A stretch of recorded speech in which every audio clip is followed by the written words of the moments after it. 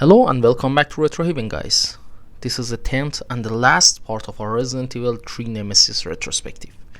In this video, it is finally time for us to take a look at the Easter eggs and hidden things inside the game that you might have missed in the original playthrough. Without further ado, this is Daniel from Retrohaven and welcome to the last part of Resident Evil 3 retrospective. While searching for this one, I found multiple amazing translation errors in the Resident Evil 3. Just listen to this. September 28, daylight.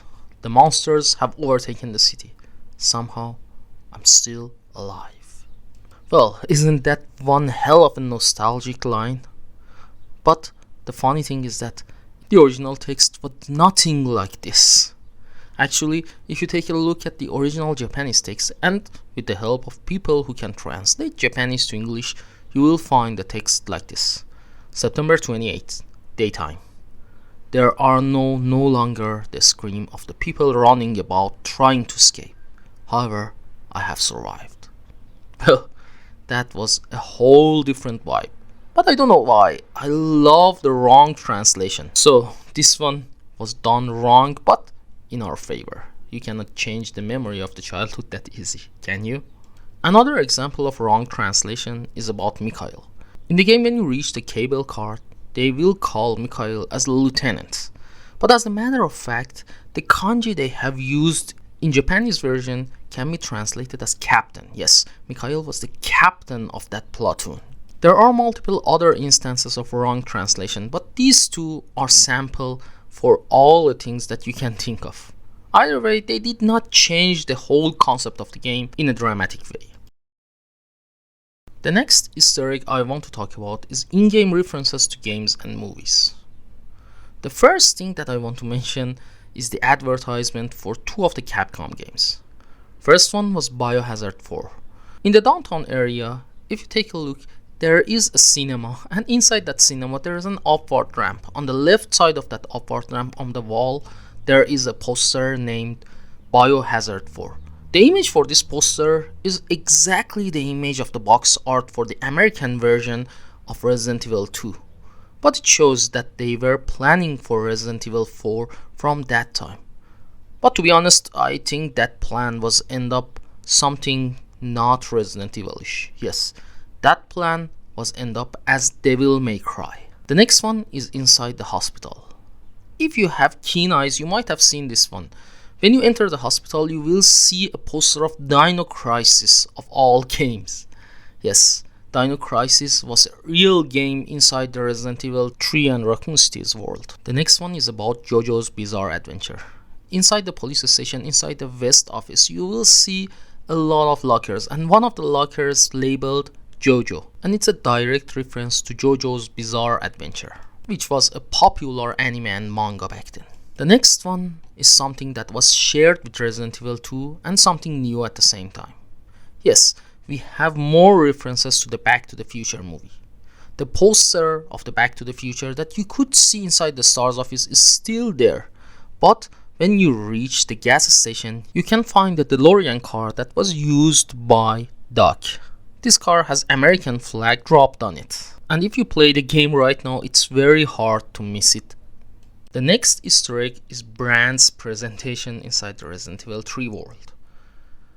If you go to the shopping district, you can find a banner that reads Taco Bell. This one is an obvious reference to Taco Bell. Another ad that you can find in the Uptown is the 7 Down app, which is a clear reference to 7-Up. The next one is a vending machine that you can find with the name Chocha Cola. Yes, if you have not found the relation between Coca-Cola and Chocha Cola, then I don't know what to say. The next one is about the director's signature. The director of Resident Evil 3 Nemesis was Kazuhiro Aoyama. Kazuhiro Aoyama is a great man, and I have even seen videos that he's watching people speedrunning this game. In that video, he has mentioned something that I have missed. Yes, his name is written on one of the gravestones inside the graveyard. and the other names on the gravestones are all belong to the other developers inside the game. So next time you are playing the graveyard section, you will find that every single one of them is a reference to one of the people who have worked hard to bring you Resident Evil 3 Nemesis. And I think that they deserve to be mentioned within the game, not only inside the credits. The next thing I want to talk about is rejected items. There are many items inside the game code, and there are some other items that we would see inside the game's beta version. The first one is the Jill's inventory portrait. Yes, this inventory portrait is totally different from what we see in the final product, and I personally prefer the final version, but this image is interesting as well. The other one are 3 coins that must be used for some puzzle or something inside the game, but I could not figure out what they used for. There are yellow coin, blue coin and red coin, and each coin has a picture of a monster engraved on it. There are a lot of more items that can be used for puzzle solvings, the puzzles that was cut from the game. The first one is a heavy chain, and I don't know how it was supposed to use, but even the icon of the object is created, and even some screenshots of the location we obtain or place this one is available. The next one is the dummy key that looks identical to the diamond key that we used in Resident Evil, as well as a keyring that has multiple keys that obviously I have no idea how and when they were supposed to get used. One of the puzzles inside the game that you will solve easily is putting out the fire. When you find the fire hose, it's easy to use it when you have the wrench, but the original idea was that the hose was supposed to be broken. Then you would get the broken hose as well as the hose joint separately. Then you should combine these two to be able to put out the fire. The next item is something called Giga Oil. I don't know why they have changed this oil to another generic one, but it most probably was used to run the train. Finally, we have a remote control without batteries. Then you can find some batteries and put them inside the remote control, and you will get the full remote control, which is obviously used for some puzzle solving, to turn on some TV and watch something. I believe that it was supposed to get used inside the pharmacy, but I'm not sure, and I cannot find any link to prove or disprove this one. Finally, we have the rejected enemies. The first enemy was zombie horses. This clearly shows that the ideas they have used inside the Resident Evil Outbreak was clearly nothing new to the dev team, and they thought about these things a long ago. The next one is a wildcat. Thinking about a wildcat is very scary because they are fast and agile enemies that can kill you easily. But as well as the zombies horse, they left in the state of concept art. The next enemy was something that was called transforming creature, and I have no idea what kind of creature was that. The concept art is showing the different stages of this creature. The main creature was a little girl, and then she transforms into a monster that has 2 big mouths as the right and left hands. So it's obvious that she could grab you and stun you in place and then eat your head with the main jaws. The next one is Tyrant Inferior.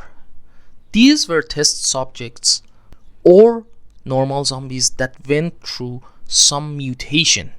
They were something between a tyrant and a zombie, and obviously they were supposed to be much stronger than a zombie but much weaker than a tyrant. Obviously, presentation of these 4 enemy types inside the game would change the tone of the game amazingly, but we will never see them. Okay guys, that's it for the video. We have finally finished Resident Evil 3 Retrospective, and I'm happy that we have shared what we know about this game with you. Please leave a comment and share your favorite moments in Resident Evil 3 with us. And like and share the video with your friends, because we would like to have a lot more awesome audiences such as yourself. And don't forget to subscribe to our channel if you haven't already at this moment. That's it, this is Daniel from Retro Haven, and soon we will be back with another set of retrospectives. Until then, peace and out.